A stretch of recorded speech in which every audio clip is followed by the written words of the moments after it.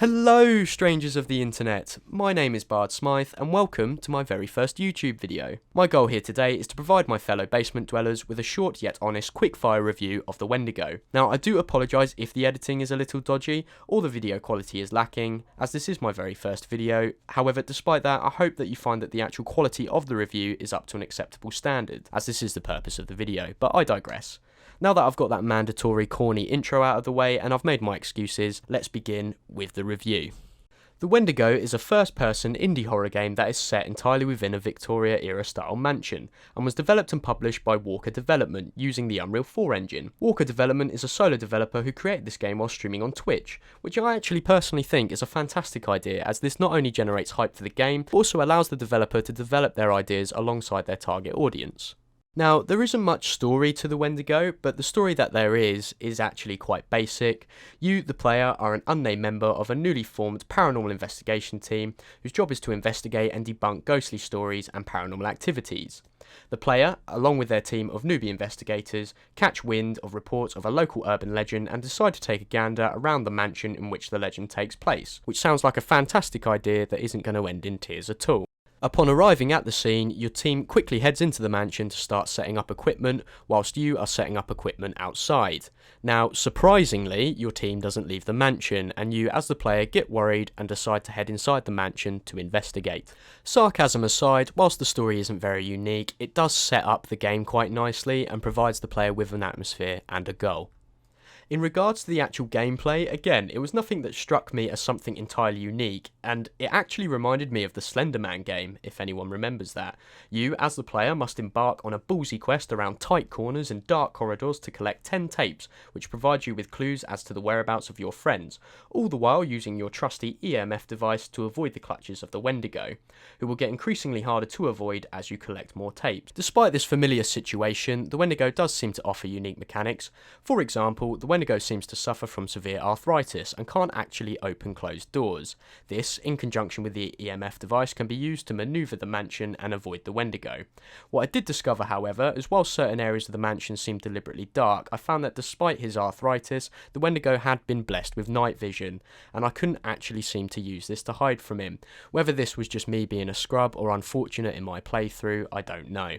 Whilst I did find the gameplay quite basic, I understand that there is more to it than the collection of tapes, and that the purpose of the game was to create a scary and intense feeling and put the player in a state of desperation. I feel the game did do this quite well. Despite the mansion being very small, the classic tight corners and the dark corridors complemented by the eerie thunder and footsteps of the Wendigo certainly built up tension.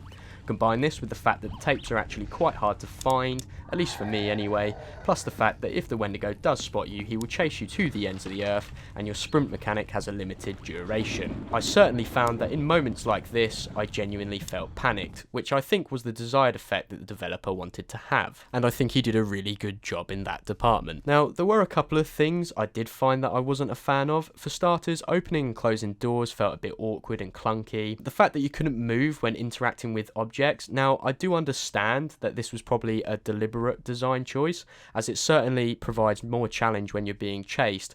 I just personally didn't like it. I do also feel the Wendigo shows itself a little bit too early, and I feel like it was perhaps a missed opportunity to build up more tension and perhaps induce more panic when it finally reveals itself. Please bear in mind that is just my personal opinion. Overall, I did have a lot of fun playing the Wendigo, and I feel the developer did a good job. The Wendigo provides you with a short yet intense experience and is certainly worth the money I picked it up for. Now, I bought the game on Steam for a measly £2.39, which at the time of making this video is about $2.93.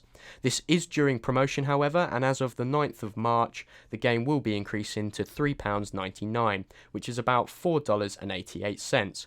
I do, however, still think the game is worth the price, and if you're a fan of the genre, I would certainly recommend giving it a go. I also look forward to any more content Warka Development has coming our way. Lastly, I just want to thank anyone who has made it this far into the video. I understand my monotone voice can drag on a little, which is why I wanted to keep this video short. If you like this video, be sure to like and subscribe just to let me know whether I should bother making more videos. If anyone wants to leave a comment just giving me advice on how I can improve my videos, perhaps whether it's an editing comment or it's a comment about my audio, anything would be greatly appreciated. As I am new to this, I'm not trying to make a career of it, I'm just trying to have some fun. Anyway, ladies and squires, this has been Bard Smythe. Thank you very much for letting me waste your time. Just one last thing before I do go. I forgot to mention earlier. Let me know what you guys think of the game. You know, what did you think was good about it? What do you think could be better? I mean, if we got some type of conversation going in the comments, I think that would be greatly appreciated. Not just to me, but also to the author as well, if he does see it. Anyway, guys, thank you. Have a lovely day.